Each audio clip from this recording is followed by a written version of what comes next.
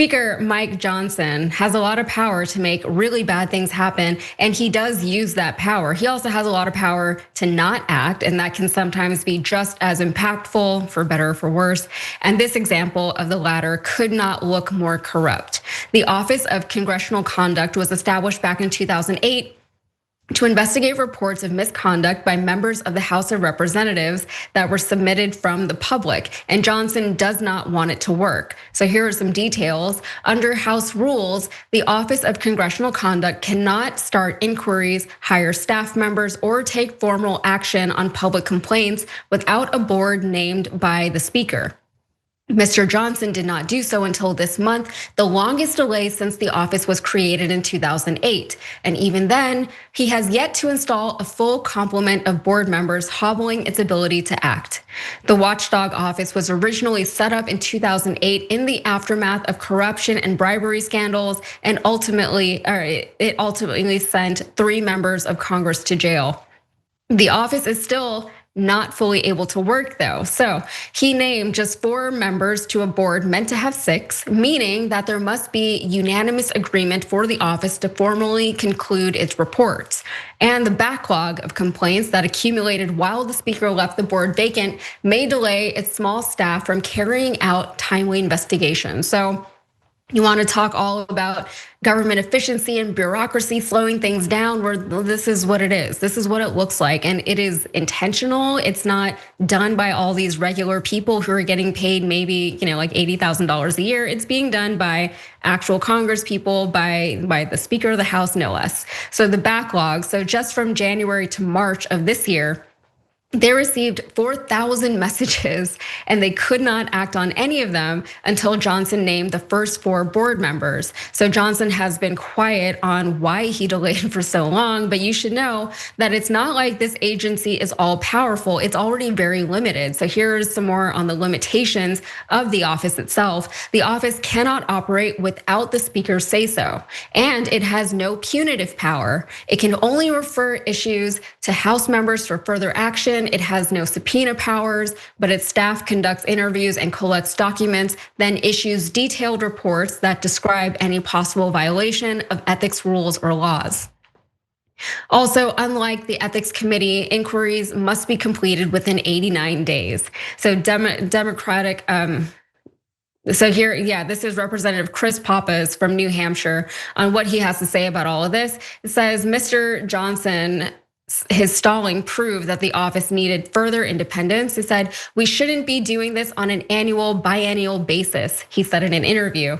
We really should codify this permanently. We've sought to do that through legislation, and we're going to continue to push that idea. Jayar, I thought that all of these Republicans, they love government efficiency, right? They're so against government inefficiency that they created a whole department to fight against it, right? They also hate bureaucracy so much that they created an entire government department to fight against all this stuff. So what are we seeing here? What is this? Also, sleepy Mike Johnson, why aren't you working, bro? Why aren't you doing your job?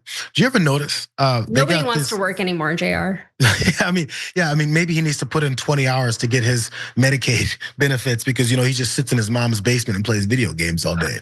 You notice this, the type of enforcement that these folks are pushing are the ones that are violent and physical. The folks who run up in Jaden Adler's office and handcuff staff members, the kind of people who run up on work construction zones and handcuff Americans because they have this assumption that if you're too brown that you must not be an American. The kinds of folks who send people to kick in your doors because it's all violence. It's all savage behavior. But when it comes to protecting Americans, they fired inspectors generals. They disbanded all these agencies that protect consumer finances and all that. They disband things that protect Americans. And then they put together and they put power behind people who come and attack Americans. Just pay attention to what they're doing, because it's all covered by the rhetoric. He doesn't talk about this, and apparently not enough people in the media ask him about it because, I don't know, there's too many other things going on. If someone asked him about it, it'd be like a blip on the map. And I'm not even necessarily like blaming media members or reporters for it. Because how could you ask him about this when he's over here literally trying to pass a bill that's gonna take millions of people off of their Medicaid? It's gonna put tons of more money on top of the debt and deficit. That's gonna kill more people because they'll be kicked off it. So it's really hard to go through all the things that he's really doing, or in this case, not doing, to protect Americans. As he then follows around Donald Trump and kisses his ass and talks about how we're gonna pass this big, beautiful bill all the time. And then attacks constituents that have something to say about it. This is who Mike Johnson is.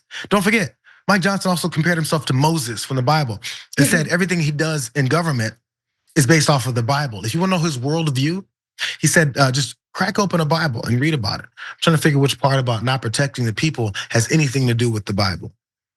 Yeah. It's always interesting to me how Republicans, especially, I'm sure Democrats do some degree of this, but Republicans especially really rely on the fact that their constituents will not think too hard about the things that they say, or they're not going to listen to other forms of media or other commentators or anything else that would make them or force them to think a little bit more about the things that these Republican leaders are telling them, right?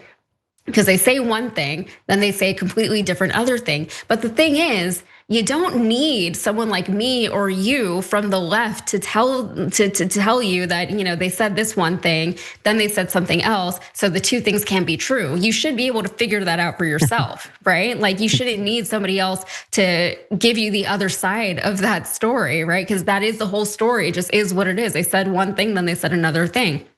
They hate whenever Democrats do things like that. They say they can't trust them when they do things like that. But yet Republicans, they do it all the time, to the point that it feels like they're gaslighting you, because they'll say something, they say, didn't you say that? And then they'll say, no, I didn't say that. Also, just a reminder that this department, they were investigating reports of misconduct by members of the House, right? So before we go, I just wanna remind you all that Republicans have actually tried to kill this agency before, because why wouldn't they? So in early 2017, House Republicans moved to effectively kill the office by putting it under the control of the Ethics Committee and taking away its ability to accept anonymous complaints.